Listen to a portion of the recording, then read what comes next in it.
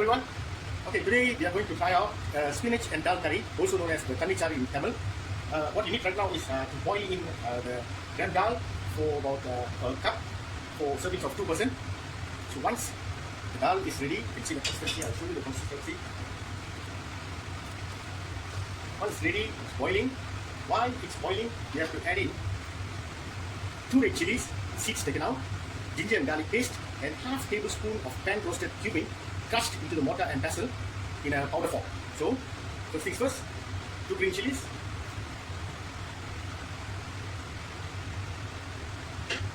ginger and garlic paste,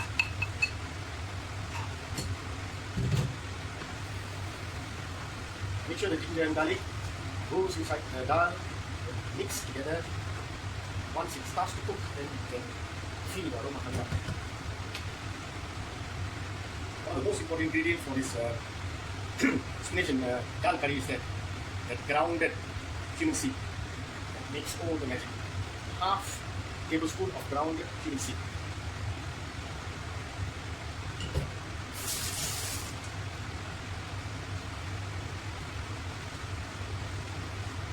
I realize that there is no oil, there is no onion that's involved right now, but this particular dish is cooked backwards. So dal first, boiled, and then with the red chili, ginger and garlic paste, cumin seed. Make sure the fire is in the mid-range, not too hot, because the process of the cooking might take a longer time. What you can do is, to save time, you boil this dal 1 or 2 days a day, maybe boil about 1-2 cups or 2.5 cups. If you have extra, you can always put it in the fridge, and then you can use it whenever you want to do a dal related dish. Make sure when you're going to take out the dal from the container that you are keeping in the fridge, you must use a dried spoon, not a wet spoon. If you use a wet spoon, it's going to spoil the dal that you are preserving later. Let it boil for a while. Okay, it has boiled for about 30 seconds or so. You add in half teaspoon of turmeric powder in it.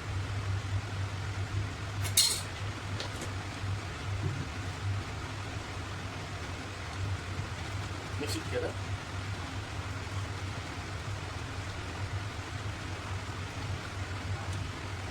This Thaani is kind of a watery kind of dish. It's not too thick.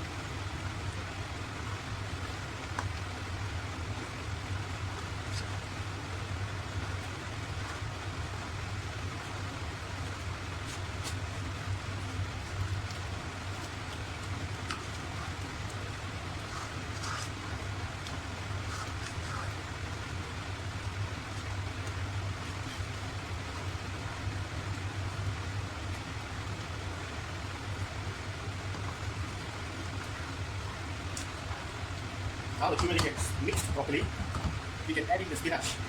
It's also known as bayam in Malay. Anywhere it's cheap. Just probably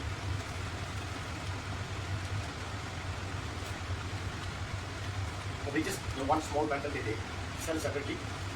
One bundle. This spinach will have a lot of sand or earth attached to it, so you better wash it thoroughly. Usually, even my mom used to use a big container to wash it with a lot of water, so that the sand or dirt is stick inside this leaf. You can wash thoroughly. If not, your dish is going to be tasting weird because of the earth being inside there. It's not edible at all. So make sure you thoroughly clean this leaf. You're going to cook this leaf until it is wilted. Spinach is like, even like a sayur sawi, can be cooked very fast. See, starting to wilt. If you want to add on water right now or later, you can, because right now we have to mix in half box of coconut milk. You know the small box that sell coconut milk? I usually use half of the coconut milk box for 2 or 3% serving. So if you're going to make more, then you can add in more. But be careful with the coconut milk. If it's too much, then the dal curry taste won't be there. It will be more of the overwhelming coconut milk inside the curry. That's what I see. Half box is really good enough. Mix the half box of coconut milk with water.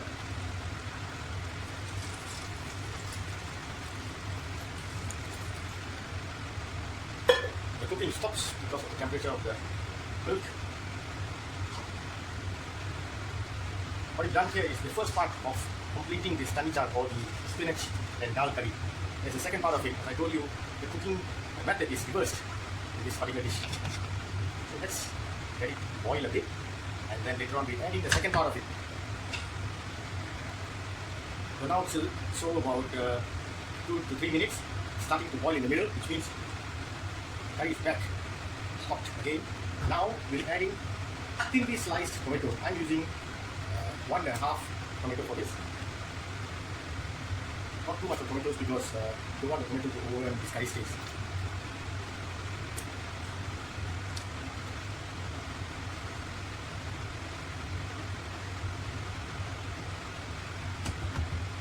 Let's wait until it boils and the tomato skin starts to peel.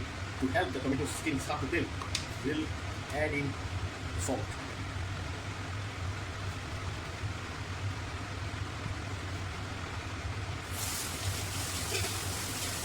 Since I told you that this curry is a bit watery, right now you can see it's still a bit thick. Let's add in some more water so that we can identify how much of salt to put in. Okay, 1 cup, not sure. A bit more. 2 cups of water. Okay, can you see the consistency? It's not too thick and it's not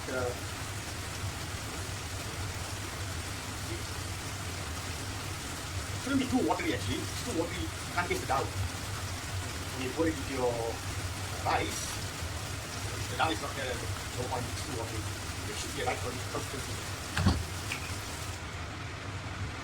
Taste the salt. We're going to do the part 2, final part of preparing for this spinach dhal curry. You take a small pan and put in 1 tablespoon of oil, and then half tablespoon of mustard seed, half tablespoon of fennel seeds, 2 dried chilies, 2 sprigs of curry leaves, and 10 to 12 shallots. We're going to put all this together in one small pan and fry it with that 1 tablespoon of oil. And then we're going to add it on this curry. So I'll tell you that this curry is cooked in a reverse method.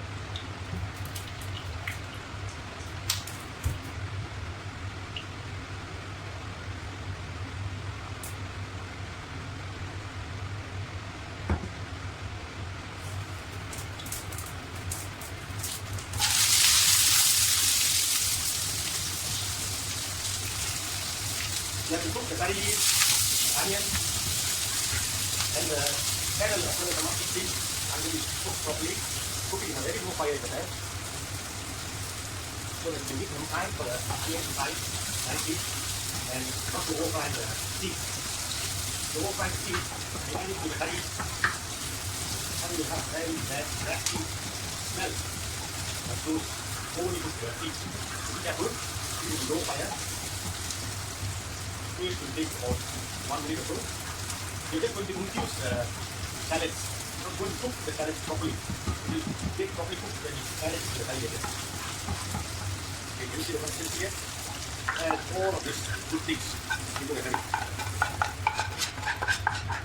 This is where the oil and the seeds are incorporated. The shallots will make the magic once this curry is fully cooked. That's the end of this process. Let's wait until all of this gets boiled thoroughly.